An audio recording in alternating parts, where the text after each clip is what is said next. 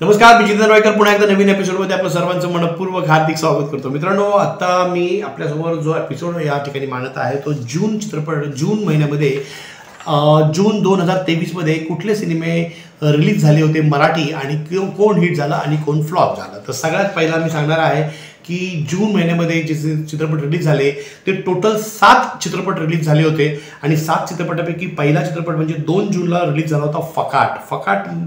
हेमंत ढोमे यांचा हा सिनेमा आहे. श्रेयस जाधव यांनी दिग्दर्शित केलेला हा सिनेमा आहे. श्रेयस जाधव तर उत्तम कलाकार आहेच आहे, पण त्यांचं मला असं वाटतं हे पहिलं दिग्दर्शन असावं.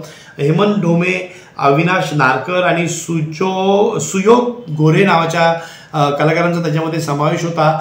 फकाट याचं प्रमोशन बऱ्यापैकी झालं होतं, बऱ्यापैकी चालला होता, पिक्चरसुद्धा बऱ्यापैकी चाललेला कळाला होता आणि चांगलं केलं असेल फकाटने असं अपेक्षा करतो, कारण फकाटबद्दल खूप चांगल्या पॉझिटिव्ह गोष्टी ऐकायला मिळाल्या होत्या. त्याच्यानंतर त्याच दरम्यान म्हणजे 2 जूनला दुसरा सिनेमा रिलीज झाला होता बटरफ्लाय नावाचा एक मराठी सिनेमा रिलीज झाला होता. मीरा वेलणकर यांनी हा सिनेमा दिग्दर्शित केला होता आणि मधुरा वेलणकर, अभिजित साटम, प्रदीप वेलणकर आणि महेश मांजरेकर यांच्या खूप महत्त्वाच्या भूमिका होत्या या सिनेमामध्ये. आणि हा सिनेमासुद्धा खूप लोकांना आवडला आहे असं बरेचसे रिव्ह्यूज मला पाहायला मिळाले होते. मी स्वतः हा सिनेमा पाहिला नाही आहे, पण महेश मांजरेकर आणि मधुरा वेलणकर यांचा खूप महत्त्वाचा रोल त्याच्यामध्ये होता. हा साटम फॅमिलीचा सिनेमा आहे असं म्हणायला काही हरकत नाही आहे. त्यांचं होम प्रोडक्शन आहे असं वाटतं ही फिल्मचं प्रमोट बघत असताना, पण एक सेन्सिबल सिनेमा होता हे नक्की. त्याच दरम्यान नंतर 9 जूनला पुढच्या आठवड्यामध्ये जो रिलीज झाला पिक्चर तो 9 जूनला मुसंडी नावाचा सिनेमा रिलीज झाला होता. शिवाजी दोलतडे याचे दिग्दर्शक होते. रोहन पाटील, गायत्री जाधव, सुरेश विश्वकर्मा आणि तानाजी गालगुंड यांच्या महत्त्वाच्या भूमिका होत्या.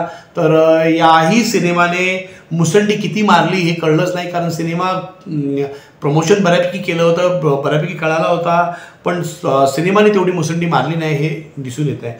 त्याच्यानंतर 9 जूनला पुढचा सिनेमा रिलीज झाला होता तो म्हणजे अंब्रेला मनोज विशे नावाच्या दिग्दर्शकाने दिग्दर्शित केला.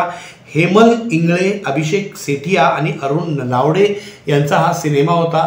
याच्यामध्ये सुद्धा कलाकार छान होते, पण अंब्रेला कोणाला छत्री धरली होती हेच कळलं नाही. कधी आला कधी गेला, काय झालं या सिनेमाचं काहीही कळलेलं नाही आहे. त्यामुळे हाही सिनेमा आला जसा गेला तसा. त्याच्यानंतर 9 जूनला पुढचा सिनेमा रिलीज झाला विठ्ठल माझा सोबती नावाचा एक सिनेमा रिलीज झाला होता. संदीप नावरे नावाच्या दिग्दर्शकाने दिग्दर्शित केला. संदीप पाठक, अरुण नलावडे, राजेंद्र शिसटकर आणि आशय कुलकर्णी नावाच्या अभिनेत्यांचा त्याच्यामध्ये समावेश होता. पण विठ्ठल माझा सोबती किती राहिला हेही कळलं नाही आहे. हा आला आणि गेला. त्याच्यानंतर जो पुढचा सिनेमा होता जो 23 जूनला रिलीज झाला होता. 23 जूनला रिलीज झाला एकच सिनेमा होता, तो म्हणजे आधारवड. सुरेश झाडे नावाचा दिग्दर्शक आहे आणि रोहित हंचाटे, समृद्धी शिमगे, सयाजी शिंदे आणि अतुल परचुरे यांचे हे सिनेमे यांचा अभिनीत असणारा हा सिनेमा आहे. आणि हाही आधारवड फारसा कळला नाही आहे, येऊन गेला सिनेमा. त्याच्यानंतर ज्या सिनेमाने अक्षरशः कहर केला सगळ्यात शेवटी, जून महिन्याच्या सगळ्यात शेवटी आला आणि त्या सिनेमाने कहर केला, सगळ्यात जास्त उंचांक गाठला, तो सुपर डुपर हिट ठरला, तो म्हणजे केदार शिंदे यांचा चित्रपट बायपन भारी देवा. रोहिणी अटंगडी, वंदना गुप्ते, सुकन्या कुलकर्णी, शिल्पा नवलकर, सुचित्रा बांदेकर आणि दीपा परबला बऱ्याच वर्षांनंतर या सिनेमामध्ये आपण पाहिलं आहे. आणि या सिनेमाने संपूर्ण हा महिलांचा सिनेमा होता आणि या सिनेमाने अक्षरशः कहर केला, सगळे रेकॉर्ड्स तोडले आणि एक उच्चांक गाठला. जून महिन्यामध्ये कुठला सिनेमा हिट झाला असं म्हटलं तर हरकत नाही, तर सगळ्यात 1 नंबरला नाव येईल बाईपण भारी देवा. तर मित्रांनो, अशा प्रकारे जून महिन्यामधले 7 सिनेमे मी तुम्हाला सांगितले. 7 सिनेमेपैकी बाईपण भारी देवा हा सगळ्यात सुपर डुपर हिट होता.